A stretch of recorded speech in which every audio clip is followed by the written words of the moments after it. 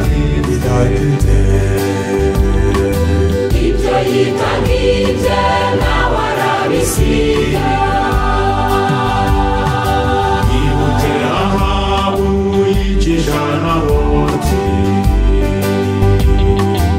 amuziza urutoke rw'agakonoye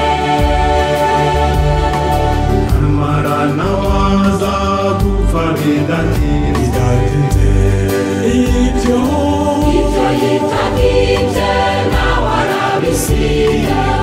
nawe mwene data reka ibya mwene so ukabijyamo uzabisiga ntukabyite ibyawe nawe mwene data reka ibya mwene so ukabijyamo uzabisiga ntukabyite ibyawe kura amaso yawe ku bihendo by'isi ibuka abo mwabyirukanye bapfuye bari bafite umubiri nk'ufite mwene data kura amaso yawe ku bidafite umumaro ibuka abo mwabyirukanye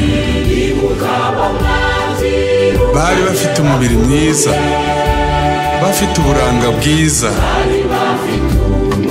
bari baguwe neza ariko baratambutse mwene data nawe uzagenda itegurira aho uzaba nyuma y'ubu buzima kuko ntacyo watanga ngo ugume kuri ino si nuko rero mwene data niba uri mu byaha byihanukizwe tegura ubuzima bwawe ukore neza ukorere Imana ugendane nayo izina ryawe ryandikwe mu gitabo cy'ubugingo nyuma y'ubu buzima igihe uzaba uvuye kuri ino si uzimukana amahirwe yo kurokoka urupfu rwa kabiri